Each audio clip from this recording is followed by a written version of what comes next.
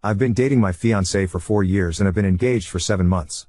We are trying to plan out a wedding for roughly fall next year. Her childhood was terrible and abusive, to put it mildly. Her parents were raging narcissists and she was the scapegoat for her 2 brothers. She was abused and thrown out the moment she turned 18.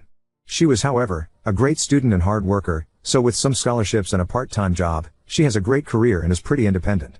The problem is that she still had contact with her family. None of them have changed. Well, actually something has changed. They have become more financially dependent on her. They enjoy slowly creeping back into her life and emotionally blackmailing her for support or whatever she can do. They're not pleasant about it either. They're rude, smug, and generally enjoy being a nuisance. And my fiancé can't say no. No matter the horrible things they say or how they outright try and intimidate her openly. I've always known her family history and have always supported her through the issues with them, but in the last year or so they've become far more brazen and asinine. They come over to our house more often. They make messes all around the place. Her mother acts like she's the fucking stepmother from Cinderella. Her dad drinks all my fucking beer and empties out half the fridge. Her brothers stop by occasionally to act as mouthpieces for their parents. They practically trash the place and leave us to clean the mess. And where is my fiancé in all this? Quietly standing in the corner, practically shaking. I'm no fool here. There is legitimate trauma. There's her need to feel loved by them and her hoping they will appreciate her. Before one of you noble commenters states the obvious, she's been in therapy for this for years. I've tried to establish boundaries. For nearly 2 years I've been trying to push these ass clowns away. But this is her house she purchased, and no matter of contributions, financial or otherwise, will she let me have a say on who comes into her house. She's been beaten down mentally and emotionally by them for so long. She has told me recently that she wants to earn their approval. How they were right about her. How she needs to be better for them. I've had too many emotional conversations with tears and begging to count, hoping she will take the steps to get better. But she's an adult. I can't force her to do anything. I love her, but I can't help but feel so resentful of what she's doing. It's agonizing watching someone you love, someone who you know deserves so much better, openly destroy themselves for people like her family. It's been painful watching her cry herself to sleep one too many night because of them. I've tried too many times to help her get out of their clutches.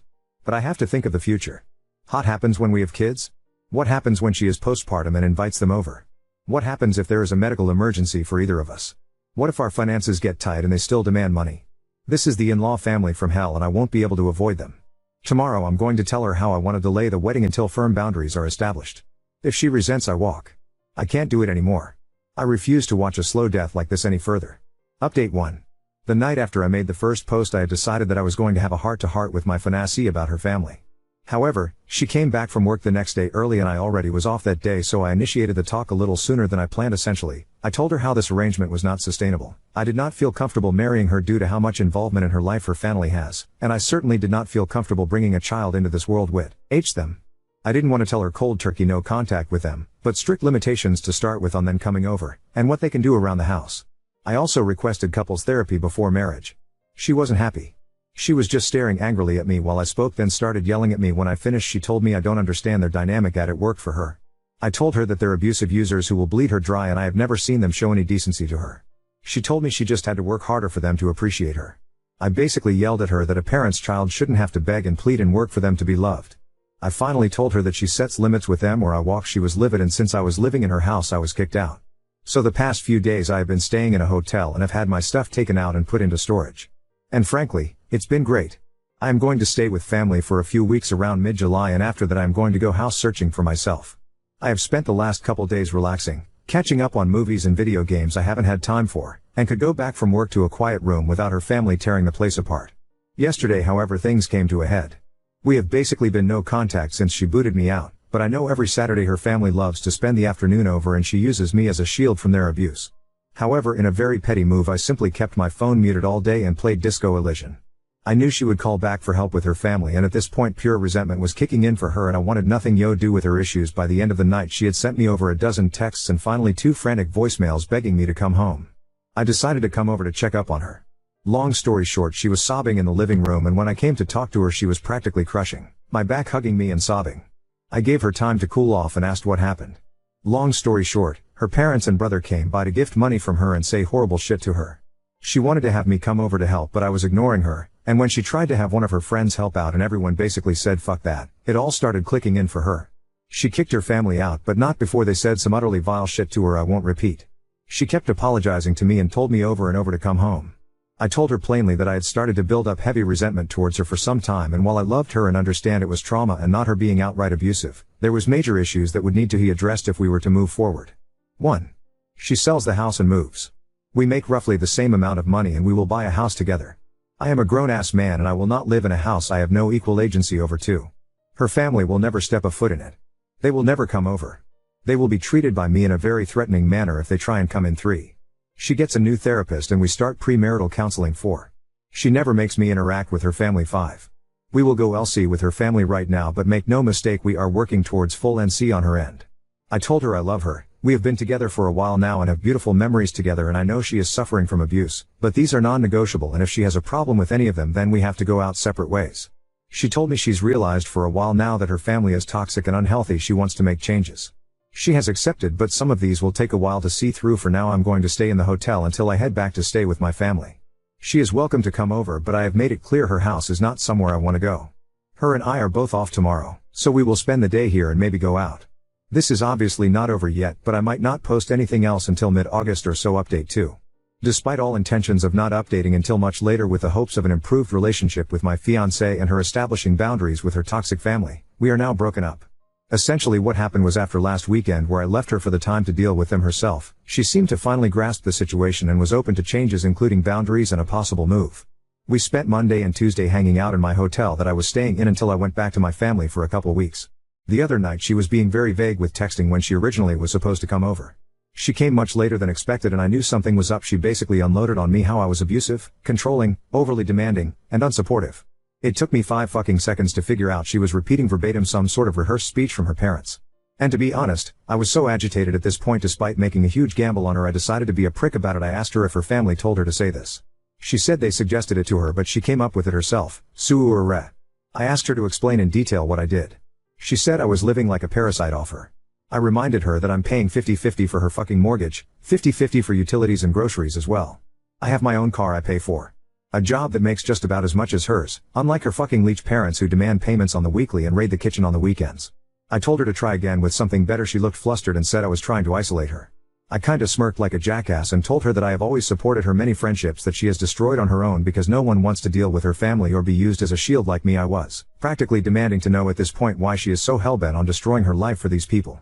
She just kinda shouted that I don't understand her family and she's just trying to earn their love back, and was boshly ranting at that point. It's just so staggering to see up close. I have ventured into a few subreddits to get perspectives, and if you have any familiarity with them you'll see how people who are victims of abuse by their own family can be so utterly broken by it that it'll wreck their brain to where they truly believe they are the problem and they deserve the abuse. Well, that's how she was. She was utterly broken and didn't want help. She didn't want to get better, she just wanted to get worse. It hit me like a truck, honestly, the realization. I really did feel like a fool for trying, even if it was what I was supposed to do in the first place. She was practically berserk at this point and I was just mentally exhausted and needed her to leave before someone called the police. She finally left, but I had a few concerned neighbors check on me. Some of her friends are aware as they have messaged me checking on the situation. I told them the truth and that I just needed to be alone to think what to do next right now. They have revealed that she has given them similar rants after they expressed concern for her. One had even heard that she may be possibly at risk of losing her job. She is definitely having some sort of mental break. From my understanding, she is now completely isolated. She is actually sprinting into a horrible lonely life right now. There's nothing I can do for her at this point, and as selfish as it sounds, I'm just glad it's going to be behind me. Update 3. Things have kinda wrapped up, but there were some loose ends. I completely forgot to change my mailing address, which I should have done ASAP, so a couple important things got sent to her house. I had to go pick them up, plus a final couple of items I want for my move that I left there and decided I wanted to actually take. She was being difficult and not responding to messages in regards to them, so I had to go get them from her myself. I brought a mutual friend just in case. Thankfully she was at least cooperative in letting me get my stuff and it wasn't much of an issue. Everything else was, though, she had a lot of nasty things to say. Telling me she was already sleeping around. Telling me how happy she was now that I was gone. Telling me she's finally free of me, how she's going to be so much better off without me. A lot of generic insults and horrible things you would commonly expect from a nasty breakup. And you know what? It was so fucking obvious it was a rehearsed script from her family, and you could easily see how miserable she was. She looked like a mess, like she hasn't slept in days. The house was a mess. She wasn't even yelling it. She sounded so exhausted and broken when she said it. She didn't even smile when she said anything. Just a face contorted in hate and anger. She was not the woman I knew anymore. That person was gone. When I was getting ready to leave, she was still going on. I was fed up and told her something along the lines of, "Congratulations. Your friends are gone. Your human shields are gone. Your engagement is over. Your support is gone. Anyone who ever treated you like a decent human being is gone. It's just you and your family.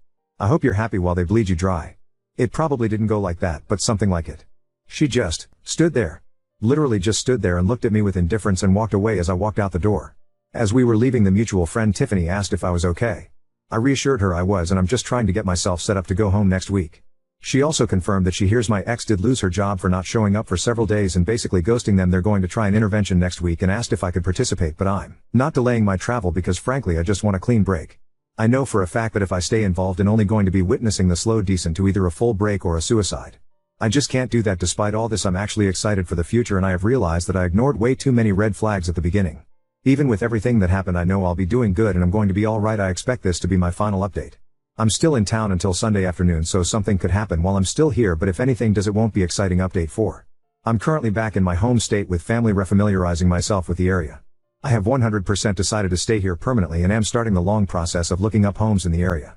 I've been doing great and hanging out with friends and family. A couple mutuals with my ex-fiancée have let me know what's been happening, and things finally seem to be getting better.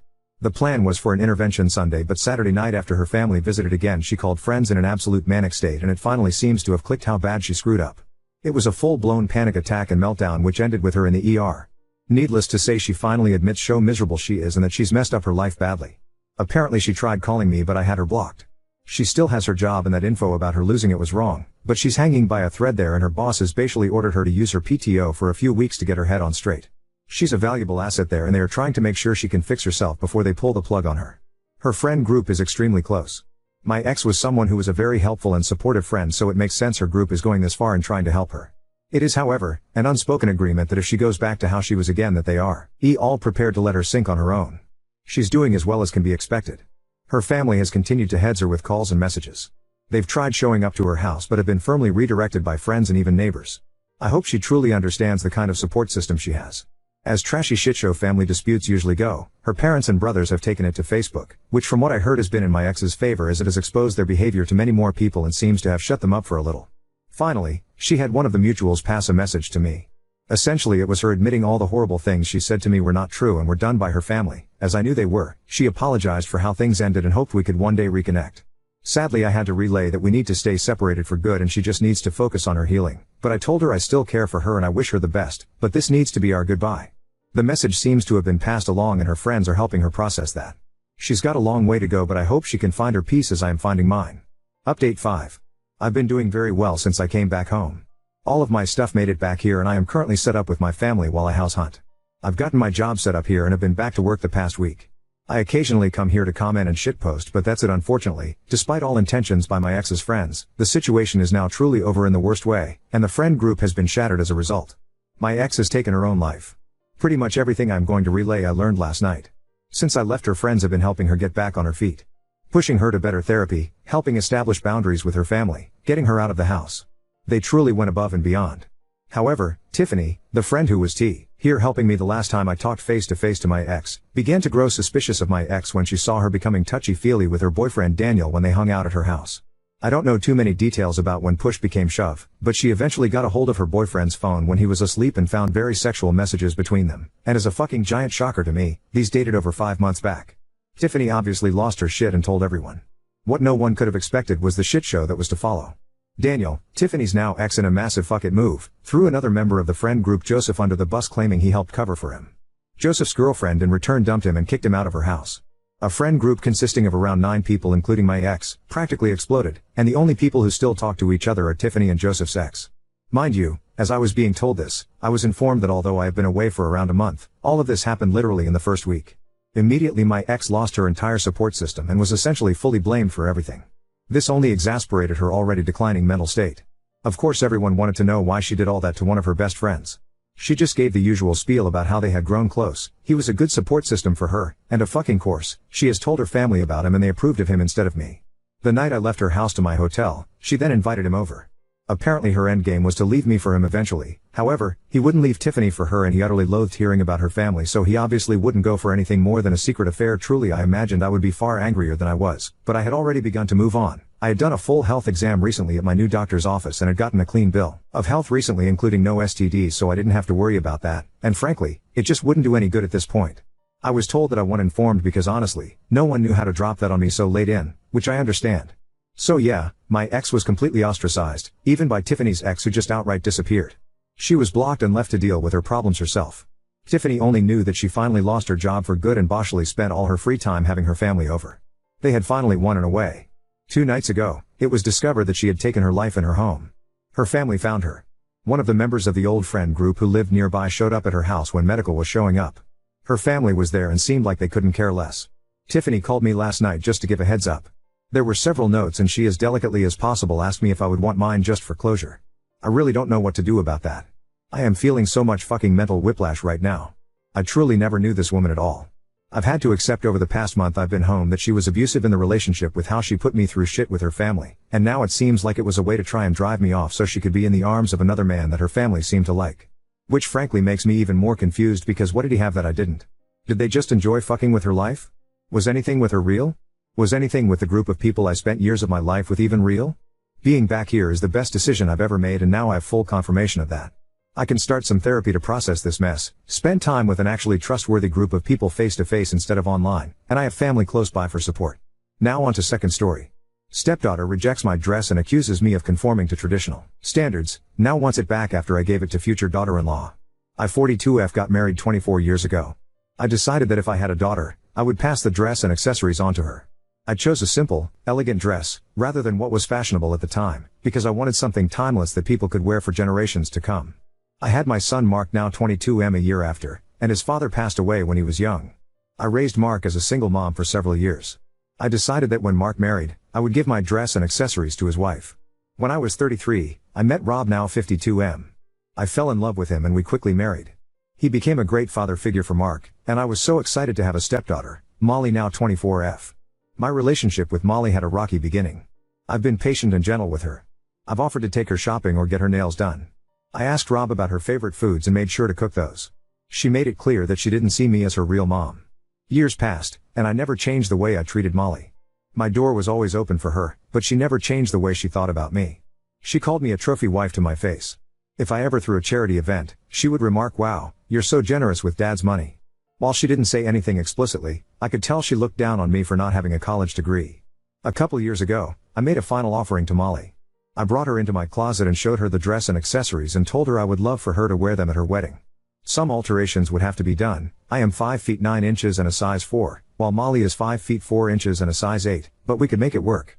Molly scoffed and said I had archaic values and that the dress was trashy, and walked out.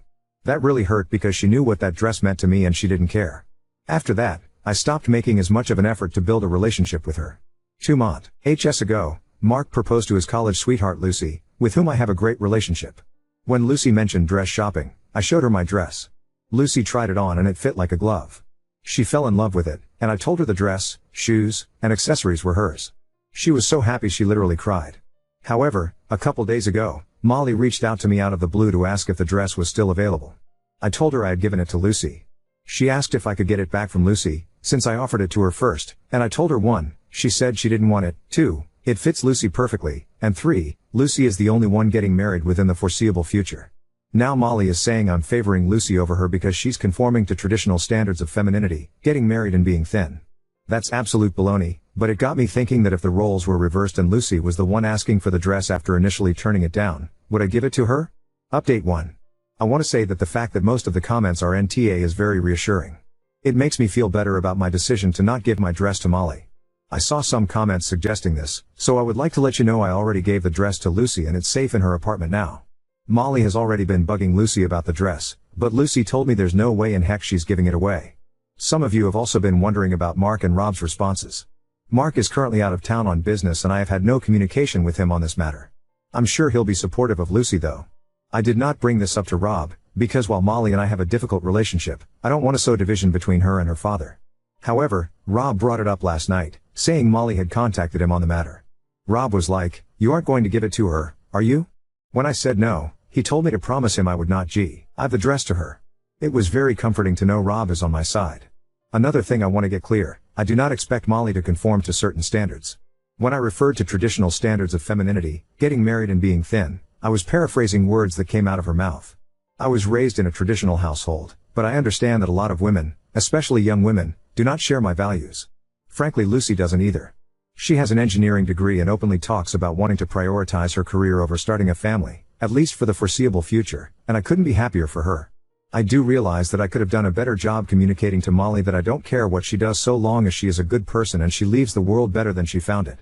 Lastly, because after reading the comments I fear I painted Molly in a bad light, I should say that Molly has had a rough life due to the divorce between Bob and her biological mother. I have never met her mother, and I don't want to go into gross detail on the internet about someone's life other than my own, but I will say that her relationship with her mother is not great. I think Molly might be projecting aspects of that relationship onto me.